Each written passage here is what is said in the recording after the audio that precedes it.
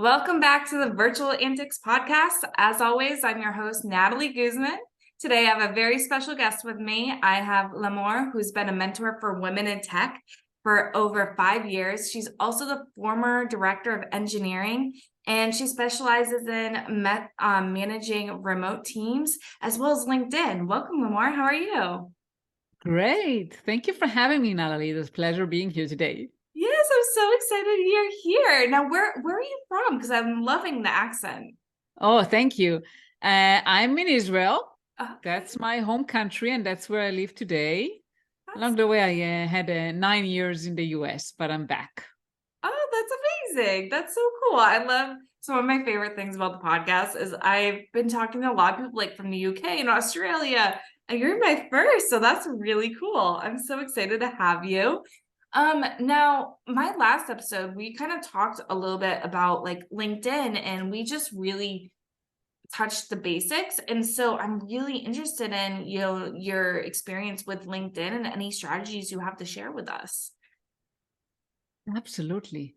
And it really depends what you want to gain out of the platform. So I started using LinkedIn at almost the very beginning when they started. So I have a profile since 2004. Most of the years I did nothing with it. Mhm. And then I started really heavily utilizing it since 2010 when I moved to the US and I had to find a job and I didn't know anyone. It didn't help so much at the beginning when I was actively looking, but the work to basically build a profile, build the network, eventually yield to following jobs that basically found me. So for job seekers, that's the place to be. If you're not there, it's like you don't exist, Yeah. pretty much. And obviously, you need to have a very good stellar profile. So I'll talk first about job seekers and then we can move to business owners. I assume that's what you'll want to focus on. But shortly, I would say that you want to think about the audience Mhm. and what do you want them to know about you in few seconds. Mhm. So think about it. Attention span is very short and people don't spend much time reading. They don't like reading much. And I believe in visual, making things as visual as possible. So I'll say, focused first on, okay, if someone reads my profile, the first 10 seconds, what do I want them to know? What do I want them to remember? And what do you need to say, basically? So it's very important to have a good profile picture. Uh, if you can have it professionally done, that's even better. And today, by the way, you can utilize tools like Canva, which is like my go-to tool, Mhm. to make a background to your picture. I don't know, have you noticed that many pictures have like a yellow or some kind of a bright color? Yeah. That's for a reason, because it attracts the attention of the eye. And it's so easy to do. You just use Canva, you upload your picture, you remove the background, and you change the background to some bright color that you like. Yeah, it's so easy. There's actually even AI tools now where you could put a picture of yourself and then it creates these beautiful, well, sometimes crazy, but profile pictures, especially for business and LinkedIn. I've seen a lot of success with it. I haven't done it myself. I think that's an experiment I want to try, but I've seen Uh-huh. so many of my friends have been creating AI headshots, and it's really cool. Cool, cool. So first you want a attention grabbing picture, right? I mean, that ideal is also recent because I can tell you I met many people that they don't look like their picture anymore. And the background picture is also very powerful. Utilize it. What is the key statement you want to make? If you're a business owner, maybe you can put a URL of some sort, right? Or call to action. I put my podcast there on my profile, on my background picture. But I know some business owners, they can put like a link to their recent, I don't know, book or training or course or whatever. That's the best place to do it Yeah. for attracting clients. And if you want to attract employers, then you can put who you are. If you're a techie, you can put like different technologies, like logos of different technologies that you are familiar. So that's like very easy and grabbing attention. And I would say the next one is the headline. make sure that your headline is utilized properly. You have 220 characters. Not many people utilize them. And don't use just your last job or whatever, or your title, your current title. Just write what are the key things that you do, utilize keywords. So that's kind of the basic. But it's not enough. It's not enough nowadays to stand out. You really need to be out there. You need to be active and engage in groups, follow different people and engage with them, comment, and obviously create content. And the content changes, there are trends. Like the trend I hear all the time, and you'll probably see it, is carousels. That's like the latest trend. Everyone are posting carousels nowadays. So you need to be up to date kind of with what's trending now, what people like. So people like to consume valuable information they can actually use and do something with. Obviously, the latest trend is AI. So anything related to generative AI is going to catch. Yeah, that's awesome. Yeah. And I think it's really important, like what you said, that, you want to really capture their attention in everything you do. Right. And it's so easy to have, if you're creating your own posts, most people on LinkedIn, they're not posting original content.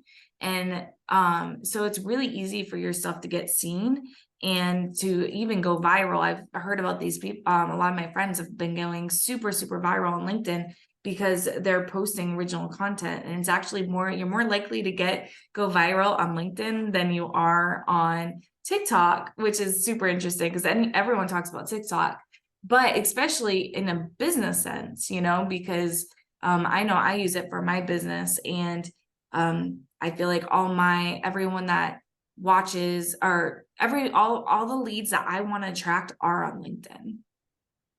Yeah, so you said something very important.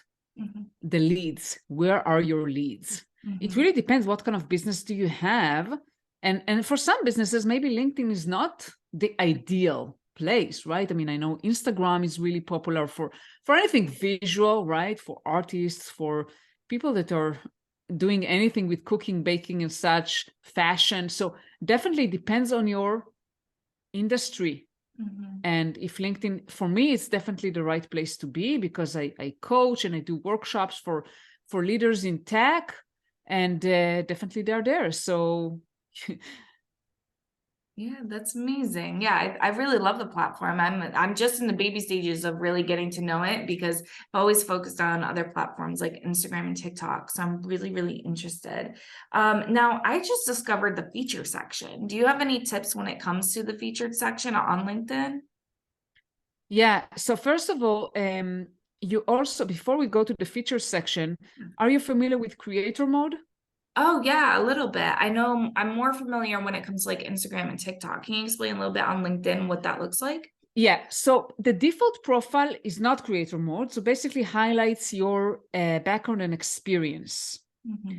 Creator mode, as it sounds, is focused on creation, basically on creation of content. And you don't have to be a marketer, right? Or, a copywriter to become a creator. Everyone can become a creator. So if you want to stand out and you want people to follow you, basically, like when you are a creator, the main call to action is follow, not connect. People still connect with you, but the button will show follow versus connect on a regular profile.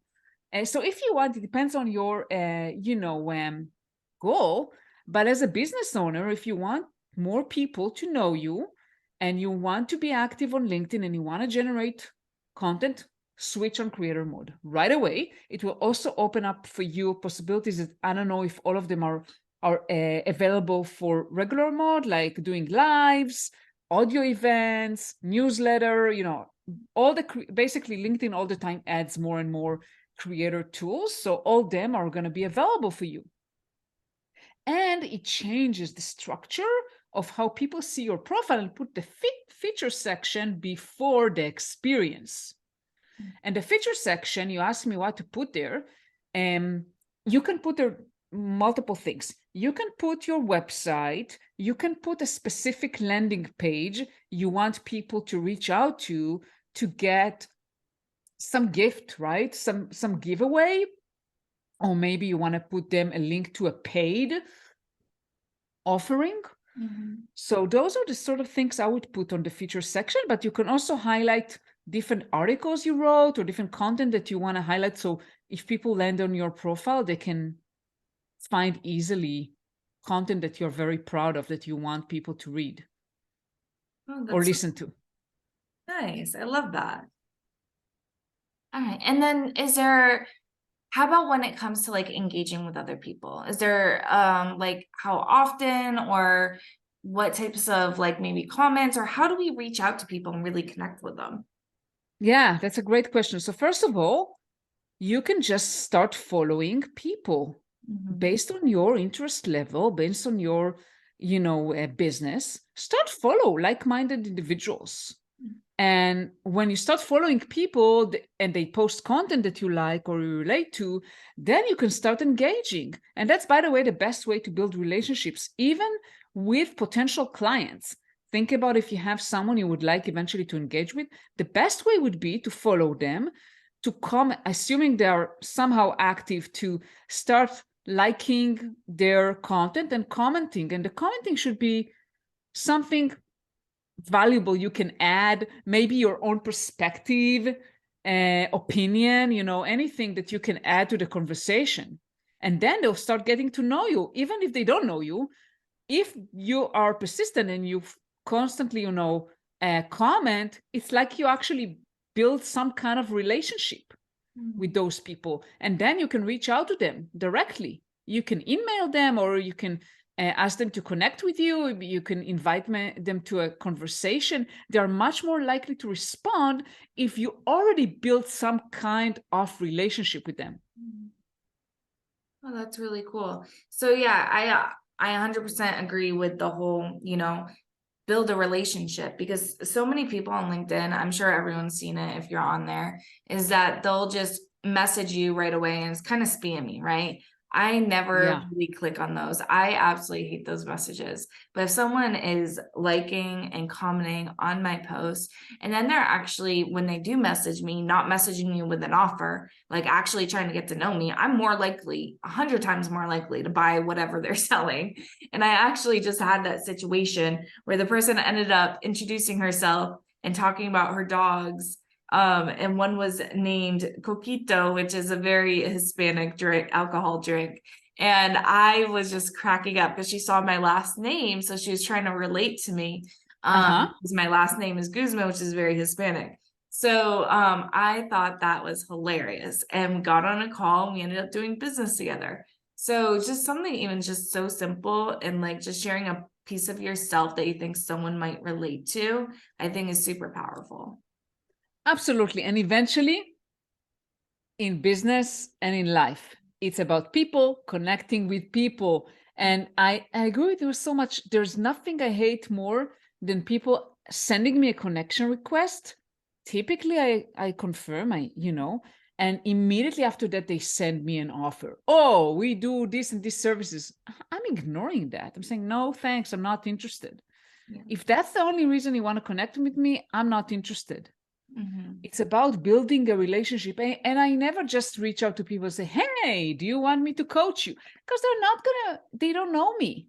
Why would they want me to coach them?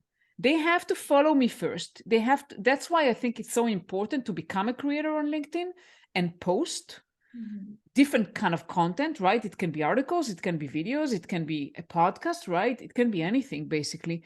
So people will know you, will know who you are and what you do.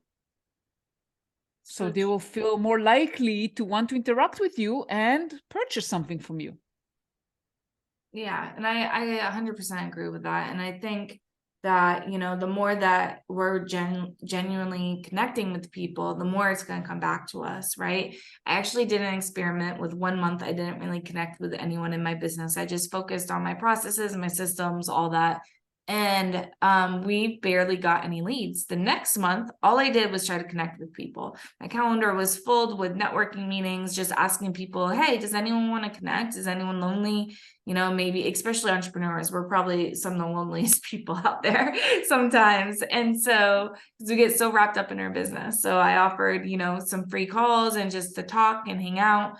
And we ended up having our biggest month in sales yet, just from having all of these calls. And none of it was ever spammy. It wasn't a discovery call. Most of these calls led to a discovery call. But I really just kept it on, learning about who that person is, because how are you going to help someone if you don't know what their business is? Like, I think that's the biggest thing with the LinkedIn messages, is that they don't know me. They don't really know what my business is. Like, I have a marketing agency. Most people think I'm dealing with leads. Actually, I'm dealing with websites, courses, and summits. I have a whole nother type of marketing agency, which is more like a development company.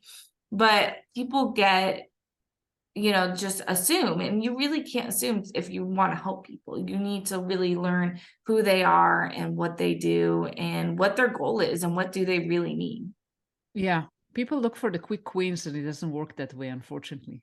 Yeah, and if you hire, I know I've been looking into hiring help with my leads and such, just because so I don't have to do the sales process. Because my team right now has all been on the development side. I haven't really done the leads and sales. I've always done that myself because it just comes really naturally to me. I'm starting to hire out. And so the first thing I did was a lot of these LinkedIn experts, and I was interviewing them. And one, they didn't know, the first one that I actually had a call with, it was very interesting. And they said to me, I see the disconnect. You're not charging enough for your services. I said, I don't have a disconnect. My business is actually doing very well. And I was like, and because we offer it at a lower price, I'm able to get more people a month, which actually brings me a bigger profit. But they assumed, and they didn't ask me questions. That was the very first thing they said to me. And all of a sudden I was like, nope, closed off. And because it was just, I don't know, it just was not a right fit for me. But they basically, what their offer was automated leads with LinkedIn. So they would be sending those spammy messages. They would set it up that they would connect with so many people a month for you. It would send that spammy message, and then they're like, you're magically gonna get all these leads. And I'm like, but then Doesn't work that way. yeah, it doesn't. And then the value of your company decreases. So that's another thing. And it's just like, you really got to be careful about the type of, especially in your lead process, because your leads, this is like the first time you're meeting someone, right? You want to have a good impression. You don't want to turn them away. And then it's really important to have a strong foundation in the beginning, because then you can build that relationship. So you eventually get referrals from that person, which is where the gold mine is. So yeah, I really loved all of your advice. I really thank you for, teaching us these skills on LinkedIn. Now it's our turn to go and put them in use. Don't just let what you learn sit there. Make sure you're actually taking actionable steps and doing the things. So we talked about the profile. So utilizing the image, your profile picture, making sure your headline and your descriptions and everything have keywords, right?